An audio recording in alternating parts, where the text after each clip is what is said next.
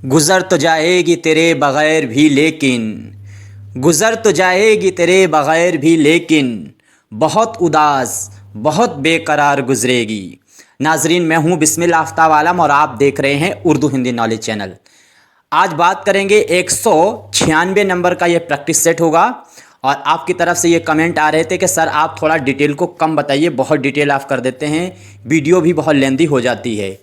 आज का पहला सवाल है, थोड़ा कम डिटेल पे बात करेंगे, आप जवाब फटाफट देते चलिएगा।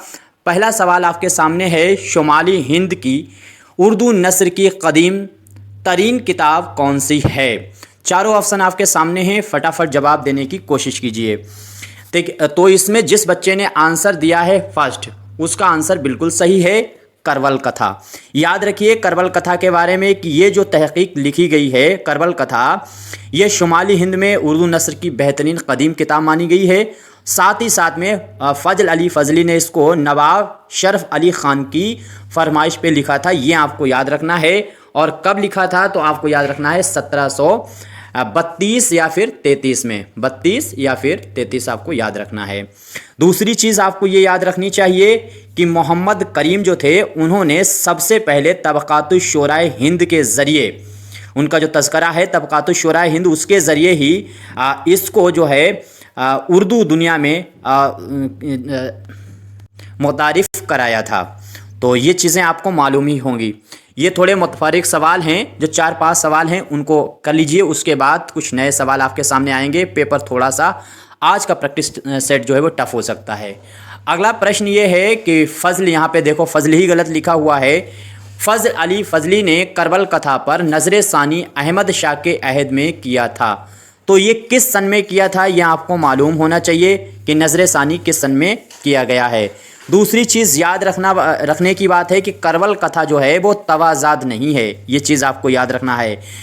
कमालुद्दीन हुसैन बिन अली वाइस जो काशफी साहब थे, उनकी जो रोज़तुश्शुहदा है उसका ये आज़ाद तर्जुमा है, ये चीज़ आपको मालूम होनी चाहिए। दूसरी चीज़ याद रखने की बात है कि करबल कथा जो है वो किसी अदबी मकसद से लिखी नहीं गई थी, इसका मकसद जो था वो मजहबी ज़रूरत के पेश नज़र इसको लिखा गया था, ये चीज़ें आपको मालूम होना चाहिए। दूसरी चीज़, फ़ज़ल अली फ़ज़ली ने जो करबल कथा लिखी थी, इसका नाम मोहम्मद हुसैन आज़ाद ने जो है वो दह मजलिस लिखा है, दह मजलिस इसके बारे में कहा है। और करबल कथा जो है बाज़ियाफ़ी का जो शर्फ है करबल कथा का, वो जो है प्रोफेसर मुख्तारुद्दीन को जाता है। और मुख्तारुद्दीन के बारे में एक चीज़ और भी याद रहे कि मालिक राम और मुख्तारुद्दीन, इन दोनों ने ही 1965 में इसको जो है उर्दू पटना की जानिब से शाया कराया था, ये चीज़ आपको मालूम होनी चाहिए। इसमें जिस बच्चे ने आंसर जो है वो जिसने सी दिया है उसका आंसर बिल्कुल सही है, तो आंसर आपका सही होगा सी। जिस बच्चे ने दिया है 1748, तो उसका आंसर बिल्कुल सही है। अगला सवाल है कि करबल कथा को तरतीब व तदवीन के जदीद उसूलों के तहत किसने मुरतब करके जो है 1965 में इदारा पटना से जो है उर्दू पटना से इसको शाया कराया था। तो मैंने ये बात अभी आपके सामने रख दी है, बता दिया था एक्सप्लेन में ही कि इसको बी आंसर आपका सही होगा, जिसने भी दिया है मालिक राम और मुख्तारुद्दीन ने। लेकिन याद रखने की चीज़ और भी है कि प्रोफेसर ख्वाजा अहमद फ़ारूक़ी का नाम याद रहे। ख्वाजा अहमद फ़ारूक़ी 1961 में ही इस किताब को शाया करा चुके थे, और इन्होंने जो शाया कराया था तो वो उर्दू दिल्ली यूनिवर्सिटी से इसको कराया था, ये चीज़ आपको मालूम होनी चाहिए। इसके बाद में करबल कथा जो है, करबल कथा में कुल मिलाकर के पूछी जाए कितनी मजलिसें हैं, तो 12 मजलिसें हैं, जिसमें से आपको बताना है कि छठी मजलिस जो है उसका जिक्र, उसमें किसका जिक्र होता है छठी मजलिस में। तो बहुत आसान सा सवाल है, जिस बच्चे ने डी आंसर दिया होगा उसका सही है। मुस्लिम बिन अकील के बच्चों का जिक्र जो है वो छठी में है, ये चीज़ आपको याद रहना चाहिए। मेरे ख्याल से तो 12 हैं मजलिसें, 12 भी याद रहनी चाहिए। पहली वाली जो मजलिस है उसमें मोहम्मद साहब का जिक्र है, और दूसरी उनके विसाल का जिक्र है। दूसरी में जो है वो उनकी बेटी का जिक्र फ़ातिमा का है। तीसरे में हज़रत अली का जिक्र किया गया है, और चौथे में हज़रत हसन का जिक्र है। पाँचवें में तो मुस्लिम बिन अकील का जिक्र है। छठे में इनके बच्चों का जिक्र है। और यहाँ पे आपको याद रखना है करबल कथा की जो 9वीं मजलिस है उसमें काहे का जिक्र किया गया है। सवाल है, मुतफरिक सवाल है, ये 5 सवाल रह गए थे पिछली वीडियो के, तो इसमें आपको जवाब देना है 9वीं मजलिस। तो मैंने क्या कहा कि 6 मजलिस तक आपको बता दिया है, मुस्लिम बिन अकील के बच्चों का है। 7वीं मजलिस में आपको याद रखना है उसमें हुर जो थे उनका जिक्र है, और ये सवाल बन चुका है कि हुर जो थे वो किसकी फौज के कमांडर थे, यानी उसमें सबसे जो सेनाध्यक्ष थे वो किसकी सेना के थे। तो याद रखना है यजीद की जो सेना थी उसमें से ये इमाम हुसैन की सेना में शामिल हुए थे। तो हुर का जिक्र जो है वो 7वीं मजलिस में है। कभी कभी 7वीं मजलिस का नाम जो है वो जो है करबला का जिक्र पूछ लिया जाता है किस मजलिस में, तब भी आपका जो है आंसर रहेगा 7वीं मजलिस। और 8वीं जो मजलिस है उसमें काहे का जिक्र है, तो कासिम का जिक्र है। और यहाँ पे 9वीं मजलिस का आपसे जिक्र पूछा गया है, तो 9 में आपका आंसर सही होगा अब्बास। ठीक है, 9 में अब्बास का जिक्र है, 10वीं में अकबर का जिक्र है, और 11वीं जो है उसमें असगर का जिक्र किया गया है, और 11वीं में असगर का है, और आखिरी जो है उसमें जो है 12वीं जो मजलिस है उसमें हज़रत इमाम का जिक्र किया, इमाम हुसैन का जिक्र किया गया है। इस तरह से ये चीज़ें आपको मालूम होनी चाहिए। अगला सवाल है इंशाउल्लाह खान इंशा को किस नवाब के जो है मुसाहिब थे। तो याद रखना है मुसाहिब किसके थे। बहुत आसान सा सवाल है। इसमें देखिए आसफुद्दौला जो है ऊपर दिया गया है, यहाँ से देखिए आसफुद्दौला जो दिया गया है, तो आसफुद्दौला के अहद में ये लखनऊ आए थे। अगर शुजाउद्दौला आपके सामने दिया गया है तो शुजाउद्दौला का क्या ताल्लुक़ है इनका, तो शुजाउद्दौला जो है फैज़ाबाद के नवाब रहे हैं, और सआदत अली ख़ान इसका आंसर होगा। जो आपके सामने सवाल है इसका आंसर जो है वो सआदत अली ख़ान के ये मुसाहिब माने जाते हैं, इसीलिए इनको सआदत अली ख़ान की नाक का बाल कहा गया है। अच्छा किसने कहा है देखिए कमेंट करके कौन बताता है। और वाजिद अली, नवाब वाजिद अली शाह का इनका कोई कॉन्टेक्ट नहीं है। इसके बाद में अगला सवाल है मीर अमन जो दहलवी हैं उन्होंने अजीमाबाद से कोलकाता जाकर किसके अतालीक़ मुकर्रर हुए थे। तो इनके बारे में आपको फटाफट जवाब देना है। उम्मीद करता हूं सभी का आंसर सही होना चाहिए। देखिए इनकी पैदाइश 1732 में हुई थी मीर अमन की, 1808 में कोलकाता में इनका इंतकाल हुआ था। तो ये इन्होंने इसमें आंसर कौन सा सही होगा, उम्मीद करता हूं सभी का आंसर सही होना चाहिए। और जिस बच्चे ने जवाब दिया है बी उसका आंसर बिल्कुल सही है। आंसर आपका सही होगा मीर मोहम्मद काजिम अली ख़ान। मीर मोहम्मद काजिम अली ख़ान के जो हैं ये अतालीक़ मुकर्रर हुए थे। और अगर ये पूछा जाए कि ये मीर अमन जो हैं मीर मोहम्मद काजिम अली हैं कौन, तो यहाँ पे आपको याद दिलावर जंग हैं, ऊपर वाला जो आंसर देख रहे हैं इनके बेटे हैं दिलावर जंग के ये साहब, आपको ये याद रहना चाहिए। उम्मीद करता हूँ याद भी रहेगा। और ये बहादुर अली हुसैनी का क्या है मसला, तो बहादुर अली हुसैनी को याद रखिए कि जो बहादुर अली हुसैनी हैं तो जान गिलक्रिस्ट तक मीर अमन की रसाई कराने का काम जो है वो बहादुर अली हुसैनी ने किया था। उम्मीद करता हूँ ये चीज़ें आपको मालूम होंगी और मालूम होना भी चाहिए हर हाल में। तो इसके बाद अगला सवाल अब आप देखिए, सवाल है मीर अमन दहलवी ने दिल्ली से अजीमाबाद का सफ़र कब किया था। तो दिल्ली से अजीमाबाद का मैंने कहा था सफ़र सभी के याद होने चाहिए, तो कब किया था फटाफट जवाब देने की कोशिश कीजिए। देखिए फोर्ट विलियम कॉलेज से जो है हिंदुस्तानी शोबा से ये ताल्लुक़ रखते थे मीर अमन, और इनको 40 रुपया महीना पर मुंशी मुकर्रर किया गया था। इनका तकर्रुर हुआ था फोर्ट विलियम कॉलेज में। रुपया आपको याद रखना है, ये हर हाल में आपको याद रखना है, किसी भी कीमत पर भूलना नहीं है। फटाफट जवाब देते रहिए। और दूसरी चीज़ याद रखिए कि इनकी जो किताब है गुंजे खूबी जो है वो क्या है कि वो अखलाक़ मोहसिनी का आज़ाद तर्जुमा माना जाता है तारीख़ अदब उर्दू के मुतालिक जमील जालवी ने गंज खूबी जो इनकी लिखी हुई किताब है उसको क्या है मुल्ला वाज काशफी की किताब अखलाक़ मोहसिनी का तर्जुमा माना है, लेकिन यूजीसी उसको अनवार सहेली का तर्जुमा मानता है। तो इसमें आपका आंसर कौन सा सही होगा, उम्मीद करता हूँ सभी का आंसर सही होना चाहिए। फटाफट जवाब देने की कोशिश कीजिए। तो जिसने जवाब 1761 दिया है उसका सही है, डी आंसर आपका सही होगा। इस सवाल का आंसर डी सही होने वाला है। देखिए फटाफट जवाब देने की कोशिश किया कीजिए। आपका कोई मशवरा है तो ज़रूर दिया कीजिए।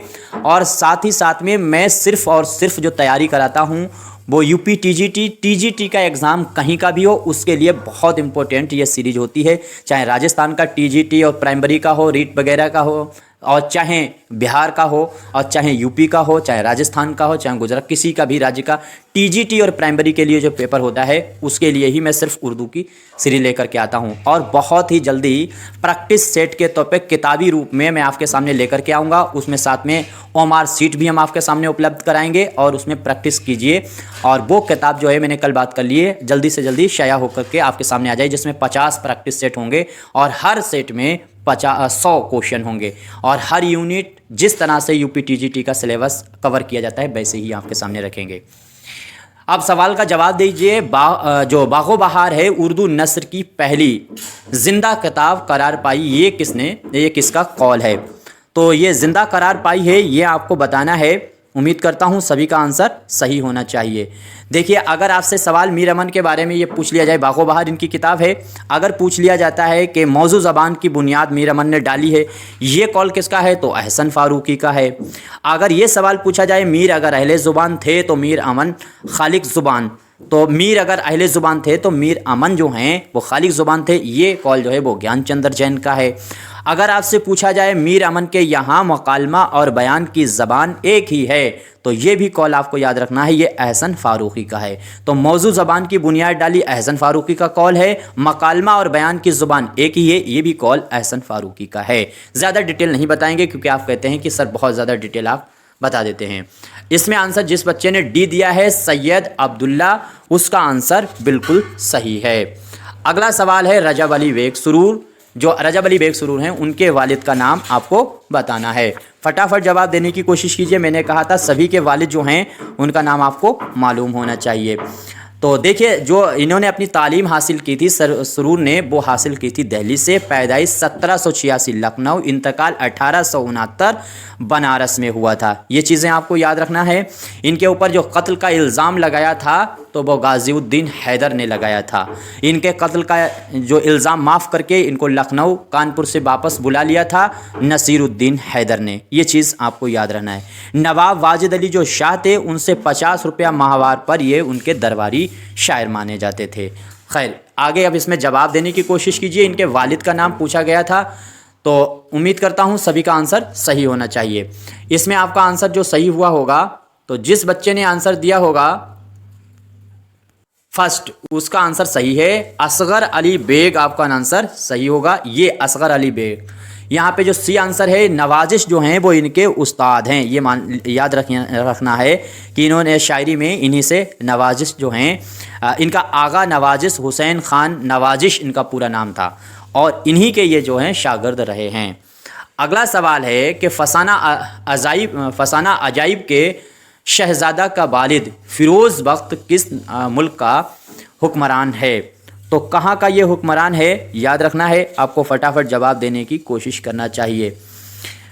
उम्मीद करता हूँ सभी का आंसर सही होगा। देखिए, याद रखिए कि बाज़ नाकदीन ने जो फसाना अजाइब है उसको नाबिल का पेशरू कहा है। ये आपसे पूछा जा सकता है कि फसाना अजाइब का पेशरू नाबिल का पेशरू किसे कहा जाता है?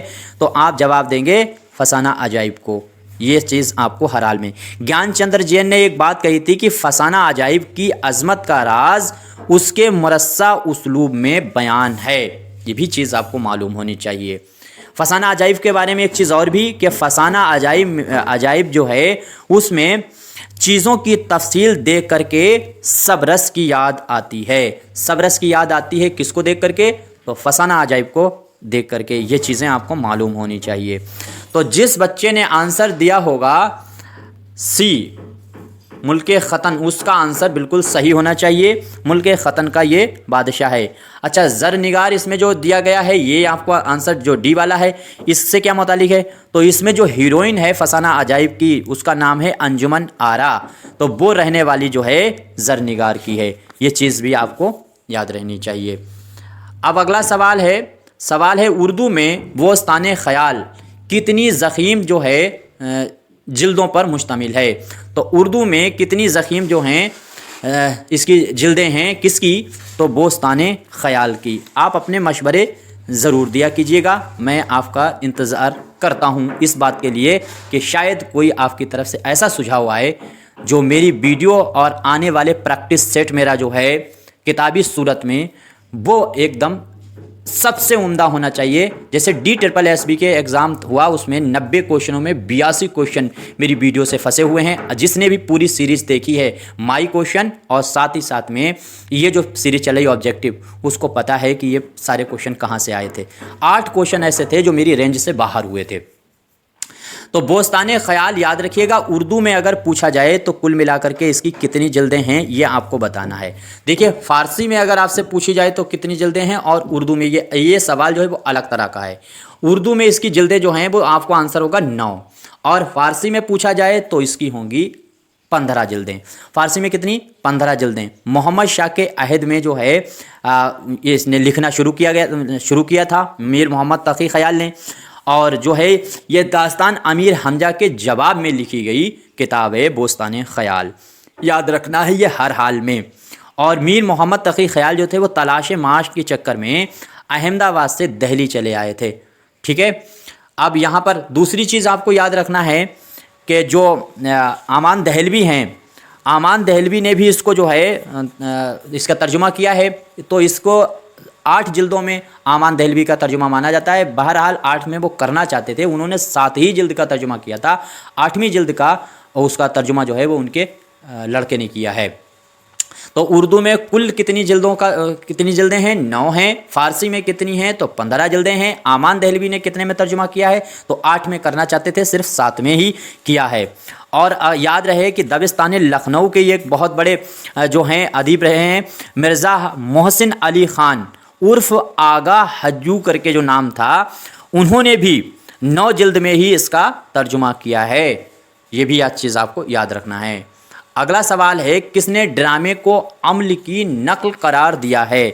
तो ड्रामे को अम्ल की नकल करार किसने दिया है? ड्रामा लफ्ज़ काहे का है? तो आपका जवाब होगा यूनानी लफ्ज़ होता है। ये चीज़ आपको याद रखना है। अरस्तु ने ड्रामे के फ़न में प्लाट को सबसे अहमियत दी है। अरस्तु ने ड्रामे में प्लाट को सबसे अहमियत दी है, और ड्रामे की 3 वहदतें अरस्तु के मुताबिक हैं। वहदत अम्ल है, वहदत ज़बान है, वहदत मकान है। ये बहुत मैं आराम से इसलिए बताता हूँ ताकि मेरे तरफ से पूरी कोशिश की जाए कि आपके क्वेश्चन एग्ज़ाम में हिट हो जाएं और आप अच्छी तरह से आप इसमें सफलता हासिल कर पाएँ जो भी उर्दू का एग्ज़ाम दे रहे हैं। तो जिसने अरस्तु इसमें ड्रामे, अब ये सवाल देखिए, ये सवाल ही मैंने नहीं पढ़ा। ड्रामे जो है किसने ड्रामे को अम्ल की नकल करार दिया है? आसान सा सवाल है। जिस बच्चे ने अरस्तु दिया होगा उसका आंसर सही है। आंसर आपका सही होगा सी। तो उम्मीद करता हूँ सभी का आंसर सही हुआ होगा सी। अगला सवाल है गोपीचंद। याद रखिए गोपीचंद, साथ ही साथ में जो है निगाह गफलत और लैलो निहार। UPTGT वाले खूब अच्छे से प्रैक्टिस कीजिए। तो निगाह गफलत, लैलो निहार और गोपीचंद, ये तीनों ड्रामे जो हैं वो किसके लिखे हुए हैं? ड्रामों में आपको याद रखना है कि अगर आपसे पूछा जाता है पारसी स्टेज पर पहली बार जो ड्रामा है, तो पारसी स्टेज का सब जो है दस्तयाब पहला जो ड्रामा है वो खुर्शीद है। तो खुर्शीद जो है याद रखिए 1881 में लिखा गया था, और जो गुजराती ड्रामों का उर्दू तर्जुमा है, ये चीज़ भी आपको याद रहनी चाहिए। दूसरी चीज़ याद रखिए कि अगर यही बात है, ये वो ड्रामा है खुर्शीद जो 1881 में आया, उर्दू का पहला ड्रामा है जिसमें उर्दू नस्र का बाकायदा इस्तेमाल किया गया था। किसमें किया गया है? तो खुर्शीद ड्रामा में। ये सारी चीज़ें आपको याद रहनी चाहिए। उम्मीद करता हूँ ये याद भी रहेंगी। अच्छा, प्रोफेसर मसूद हसन जो हैं उनके मुताबिक उर्दू का पहला अवामी ड्रामा जो है वो इंदरसवा ही मानते हैं, जिसे अवामी स्टेज पर पेश किया गया है। ठीक है, ये चीज़ भी आपको याद रहनी चाहिए। तो इसमें जिसने आंसर दिया है तालिब बनारसी, उसका आंसर सही है।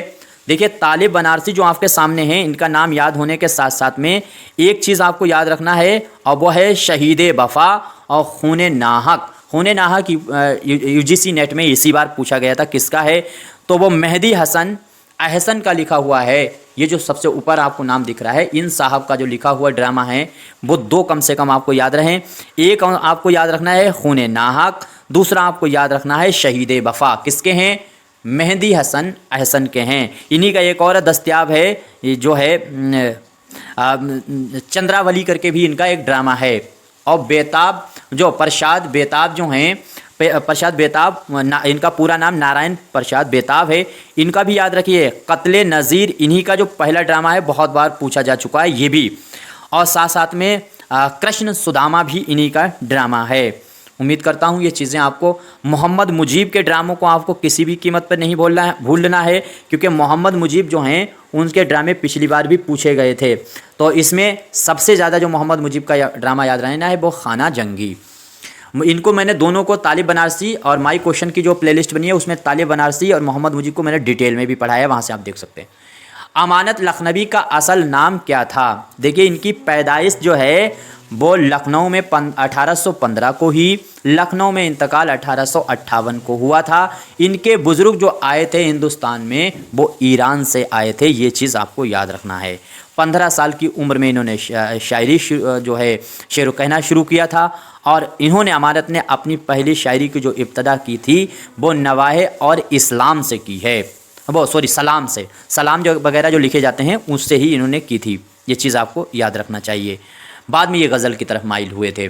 तो इनके वालिद का नाम, उम्मीद करता हूँ सभी का आंसर सही हुआ होगा, और फटाफट जवाब देने की कोशिश कीजिए।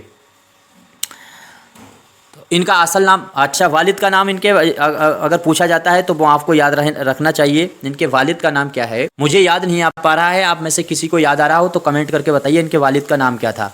दूसरी चीज़, इन्होंने अमानत तखल्लुस पहले इस्तेमाल किया था, फिर बाद में उस्ताद तखल्लुस इस्तेमाल करना शुरू किया था, ये कतई नहीं भूलना है, क्योंकि ये पूछा जा चुका है कि पहले तखल्लुस कौन सा इस्तेमाल किया, बाद में ये चीज़ आपको मालूम होता है कि इन्होंने ये तखल्लुस इस्तेमाल किया कि उस्ताद किसका तखल्लुस था, तो आपको मालूम है अमानत लखनवी का है, लेकिन वो पूछ लेंगे पहले तखल्लुस कौन सा इस्तेमाल किया है। तो पहले जो है वो इन्होंने तखल्लुस इस्तेमाल जो किया था वो अमानत किया था, और बाद में इन्होंने इस्तेमाल किया है उस्ताद। ये चीज़ आपको याद रखना चाहिए, तखल्लुस बाद में बदला है, उस्ताद किया है। तो इसमें जो आंसर आपका सही होगा, इनका असल नाम जो पूछा गया है तो वो आंसर आपका सही होगा सी। जिस बच्चे ने सी दिया है वो सही है, सैयद आगा हसन। इनका असल नाम है सैयद आगा हसन। ठीक है, उम्मीद करता हूँ ये याद रहेगा। अगला सवाल है इंदर सभा में सबसे पहले कौन सी परी रक्स करती है? बहुत इंपॉर्टेंट ये सवाल तो मुझसे पूछ लिया गया, आरपीएससी ने इसी बार पूछा था, और मैं खुद इस असिस्टेंट प्रोफेसर राजस्थान का एग्ज़ाम दे रहा था, उसमें मुझे खुद ने कन्फ्यूज़ हो गया मैं खुद कि ये सवाल में कौन सा पहले परी रक्स करती है। तो अब इस सवाल को याद रखिएगा, इसमें सबसे पहले रक्स कौन सी करती है परी। देखिए इसमें अगर पूछा जाए कुल मिलाकर के कितने गीतों का इस्तेमाल हुआ है इंदर सभा में, तो 15 गीत हैं, कुल कैरेक्टर इसमें 8 हैं। और साथ साथ में याद रखिएगा कि रजब अली बेग जो थे, रजब अली बेग, उनकी फरमाइश पे 1855 में जो है इसको शाया किया गया था लखनऊ से, मतबा लखनऊ से, ये चीज़ आपको याद रहे। लिखा किसकी फरमाइश पे गया था इसको इंदर सभा को? तो मिर्ज़ा आबिद अली इबादत की फरमाइश पे लिखा गया था। तो इसमें जो पहली परी है उसका आंसर आपका सही होगा पहला ही। मैंने ये जो चारों ऑप्शन आपके दिए यही क्रम है रक्स करने का। राजा इंद्र की सभा में पहले परी जो रक्स करती है वो पुखराज है, फिर नीलम परी करती है, फिर लाल परी करती है, फिर सब्ज परी करती है। ये चारों ऑप्शन आपके सामने ऐसे ही रहेंगे, तो आप अब उम्मीद करता हूँ आपको याद रहेगा। अगला सवाल है आगा हश्र काश्मीरी मुंबई में काउस जी खटाऊ की कंपनी अल्फ्रेड थ्रेटिकल में मुंशी कितने रुपए माहवार पर मुकर्रर हुए थे? तो अब बहुत आसान सा सवाल है और ये आपको याद रहना चाहिए। देखिए इस बंदे ने ये कंपनियों का गड़बड़ जो है वो याद रखिएगा। देखिए अल्फ्रेड थ्रेटिकल कंपनी है वो खटाऊ जी की है, याद रखें, काउस जी खटाऊ का नाम आपको याद रखना है, उनकी कंपनी है, ये चीज़ आपको याद रखनी है। दूसरी बात, जो आगा हश्र हैं बाद में यहाँ के बाद पूना भी चले गए, तो राइजिंग स्टार कंपनी में भी ये मुलाजिम रहे। देखिए इनमें मुलाजिम रहे हैं।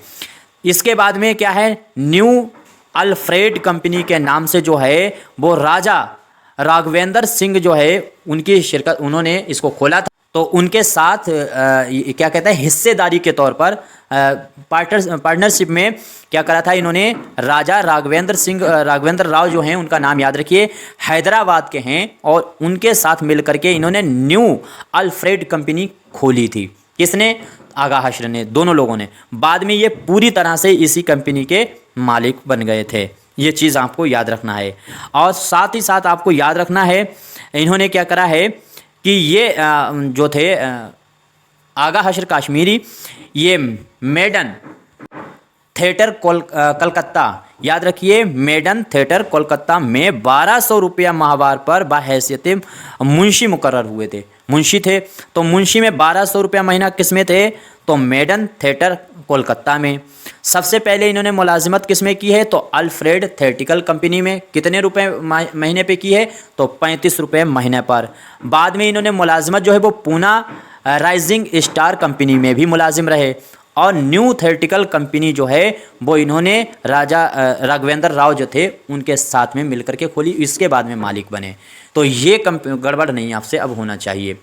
अगला है ड्रामा यहूदी की लड़की आगा हशर काश्मीरी के किस दौर की तमसील करार दिया जाता है।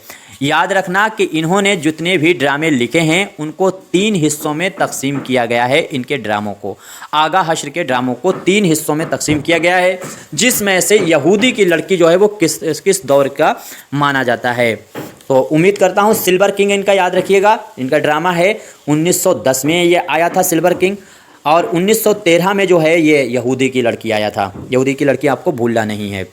आज अगर इनका अलमिया जो है ड्रामा पूछा जाए तो रुस्तम सोहराब है, फिरदौसी से जो अख्ज़ किया गया है, लिया गया है। और दूसरी चीज़, दूसरा इनका अगर मज़ाहिया पूछा जाता है ड्रामा तो वो आप बताएंगे बेवकूफ़ों की टक्कर। तो मज़ाहिया ये अलग अलग तरह से आपको याद रखना चाहिए। और पहला इनका जो है ये आपको याद रखना चाहिए जो है वो मुरीद शक 1899 में आया था, और साथ साथ में मार आस्तीन 1899 में आया था। ये शुरुआती ड्रामे हैं। तो ये जो यहूदी की लड़की है ये तीसरे दौर का तमसील माना जाता है ड्रामों में। अगला सवाल है इम्तियाज़ अली ताज पाकिस्तान के इल्मी व अदबी किस रिसाले के एडिटर 1958 में मुकर्रर हुए थे, बने थे। देखिए क्वेश्चन अगर आपको पसंद आते हैं तो अपना रिस्पॉन्स ज़रूर दिया कीजिएगा। क्वेश्चन अच्छे लगते हैं, वीडियो अच्छी लगती है तो लाइक कर सकते हैं, वरना डिसलाइक कर सकते हैं। और साथ ही साथ में अगर आपको लगता है कि किसी के काम आ सकते हैं तो शेयर कर सकते हैं। जुड़ने के लिए सब्सक्राइब कर सकते हैं, आपकी मर्ज़ी पे सारी चीज़ें डिपेंड हैं। जी चाहे जुड़िए, जी चाहे ना जुड़िए। इसमें आगे देखिए अगला सवाल ये जो आपके सामने दिया गया है, तो इम्तियाज़ अली ताज जो है अदबी रिसाला जो है इसके एडिटर 1958 में किसके बने थे। उम्मीद करता हूँ सभी का आंसर सही होना चाहिए और फटाफट जवाब देने की कोशिश कीजिए, किसी की भी गलत नहीं होना चाहिए। देखिए कहकशां, शेर मादर और तहजीब निस्मा और मजलिसी अदब, चारों पे बात कर लेते हैं।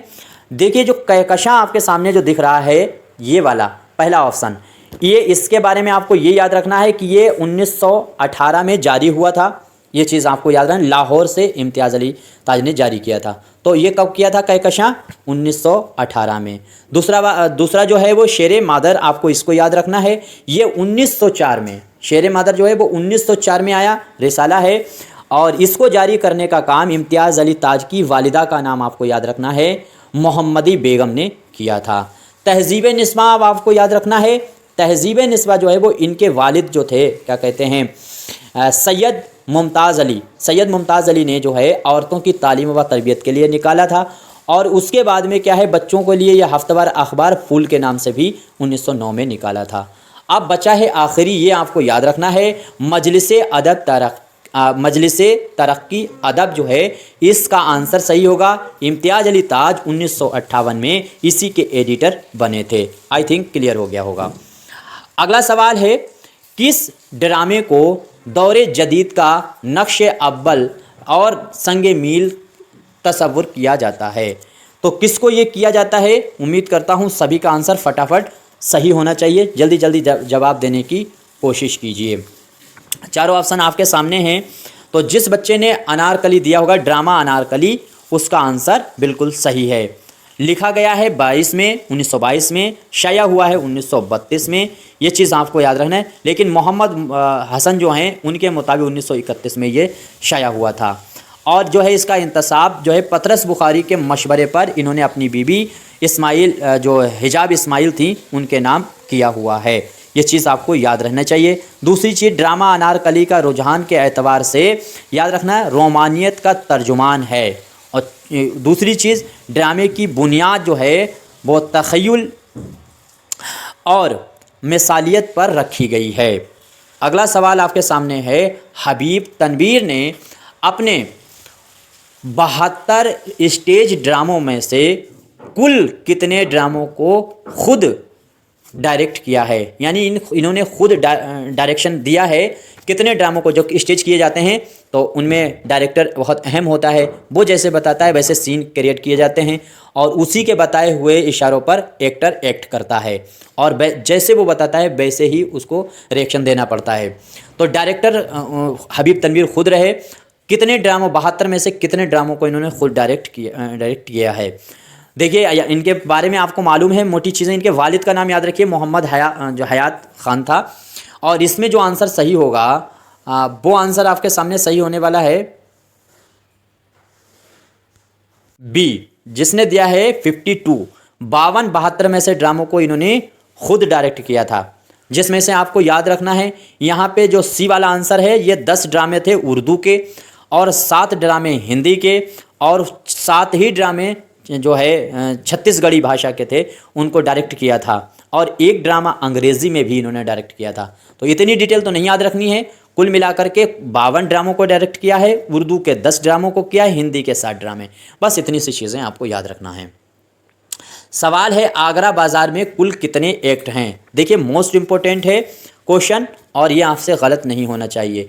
23 नज़में इसमें हैं। आपसे अगर पूछा जाए कितनी नज़में हैं तो 23 नज़में हैं। 23 नज़मों को इसमें लिया गया है। किसकी? नज़ीर अहमद की। और इसमें सबसे पहली जो नज़म है जिसका जिक्र होता है वो होता है शहर आशोब। तो शहर आशोब जो है सबसे पहले उसी नज़म का जिक्र होता है। कितने एक्ट हैं इसमें तो आपको याद रखना है, इसमें एक्ट टोटल जो हैं वो 2 हैं। आंसर आपका सी सही होना चाहिए जिसने भी दिया है। तो एक्ट इसमें कितने हैं? 2। अब इसमें प्लाट को कितने हिस्सों में तकसीम किया गया है तो 4 हिस्सों में। प्लाट कितने हिस्सों में है? 4 हिस्सों में। किरदार कितने हिस्सों में तकसीम किए गए हैं? 4 हिस्सों में। प्लाट कितने हिस्सों में? 4 हिस्सों में। और किरदार कितने हिस्सों में इसके हैं तो 4 हिस्सों में। इसमें एक्ट कुल कितने हैं तो 2 ही हैं एक्ट।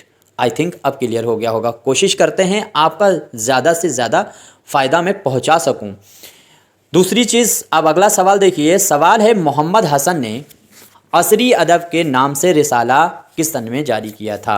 असरी अदब इनका जो रिसाला है, याद रखिए यही वो रिसाला है जिसमें ड्रामा ज़िहाक पहली बार शाया हुआ था। इसका शुमारा था, ज़िहाक जो शाया हुआ था इस असरी अदब में, तो इसका जो शुमारा था वो आई थिंक 26 या 27 नंबर का शुमारा था। उसी में ये शाया हुआ था।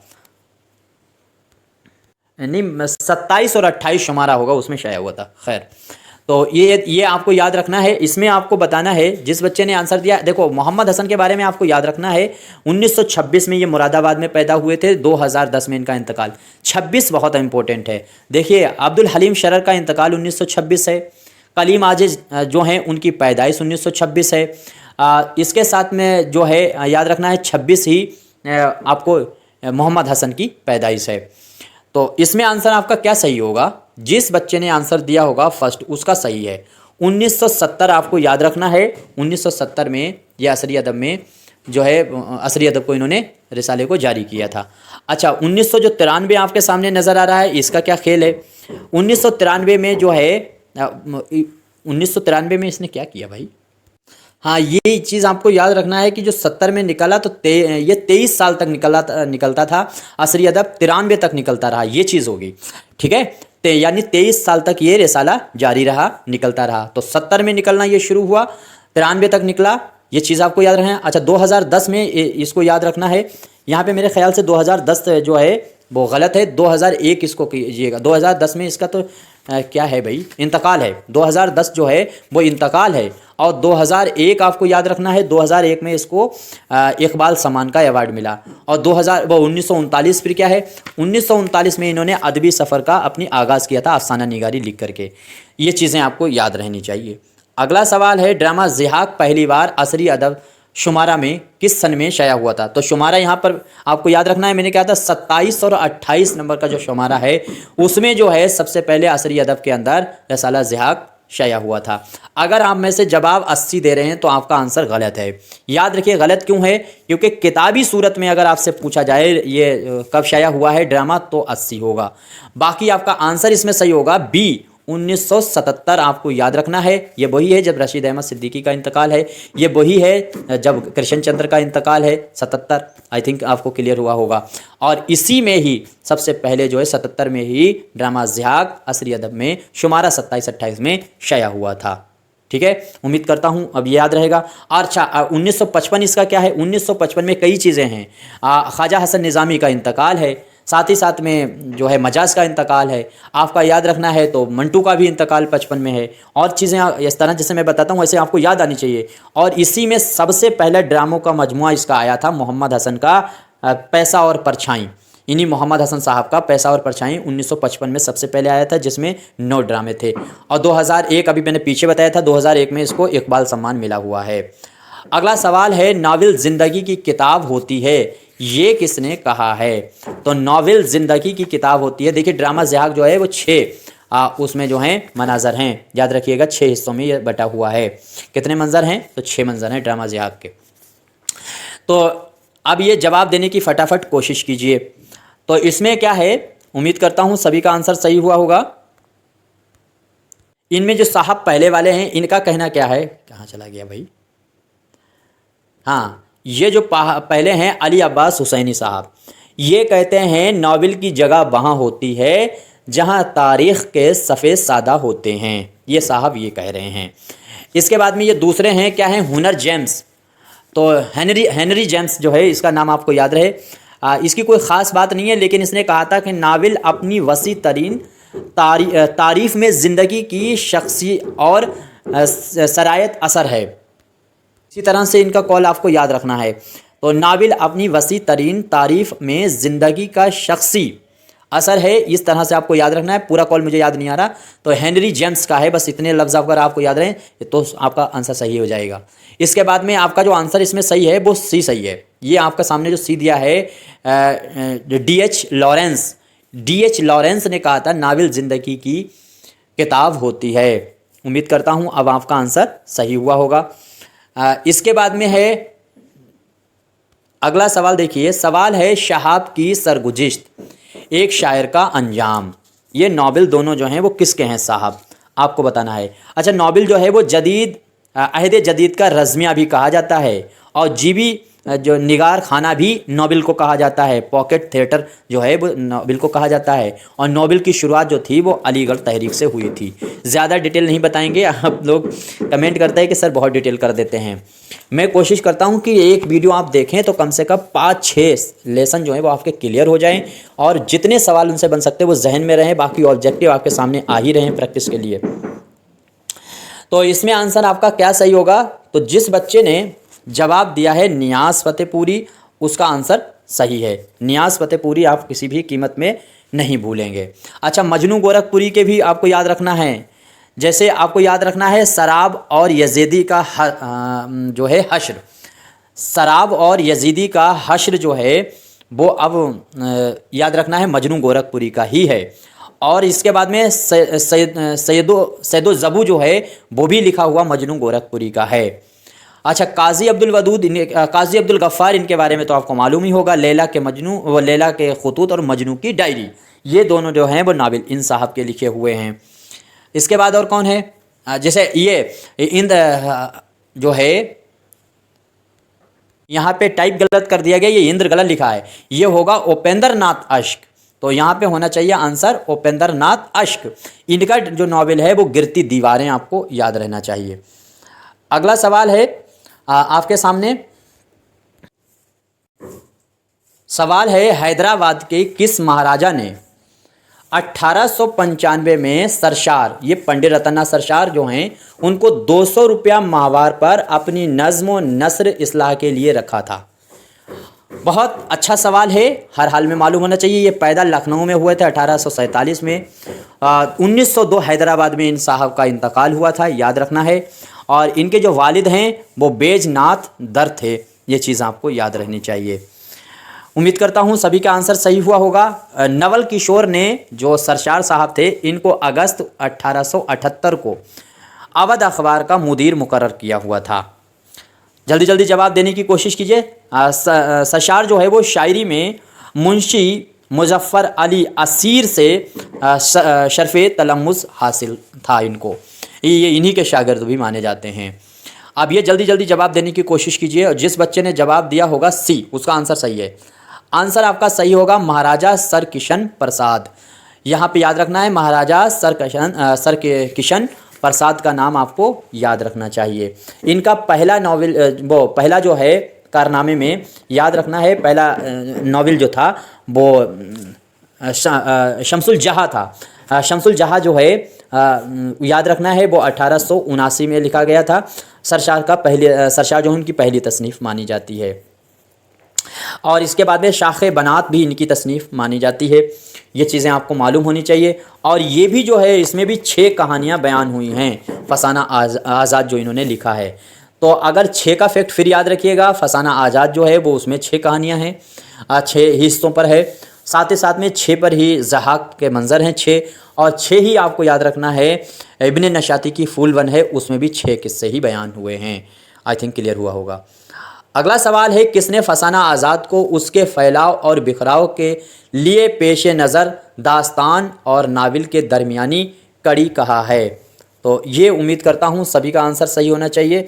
देखिए कॉल जो होते हैं वो बहुत इंपॉर्टेंट होते हैं, याद रखना चाहिए। पंडित रतननाथ, इस तरह से चकबस्त का भी एक कॉल याद रखिए। पंडित रतननाथ सरशार जो हैं उर्दू नस्र के हाली थे, ये बात कही है चकबस्त ने थी। और साथ ही साथ में आपको याद रखना है कि पंडित रतननाथ सरशार जो हैं वो 1880 में इस नावल को इन्होंने इनका लिख करके ये शाया हुआ था 1880 में। देखिए ये आज का आखिरी सवाल है। यहाँ तक जो आपके कोई क्वेश्चन गलत हुआ हो मुझसे तो उसको ज़रूर बताइएगा। क्वेश्चन अच्छे लगे लाइक कीजिए, नहीं अच्छे लगे डिसलाइक कीजिए, लेकिन शेयर उन बच्चों को ज़रूर कीजिए जो उर्दू के किसी की तैयारी कर रहे हैं। आपका सुझाव हो जो भी हो ज़रूर दीजिएगा। तो इसमें जिस बच्चे ने आंसर दिया होगा ज्ञान चंद्र जैन, उसका आंसर बिल्कुल सही है। और इस तरह से आपको याद रखना है कि आंसर जो है वो ज्ञान चंद्र जैन ने ये बात फैलाव और बिखराव की वाली कही है। ठीक है, बाकी आपका कोई मशवरा है दीजिए। शुक्रिया, खुदा हाफिज़।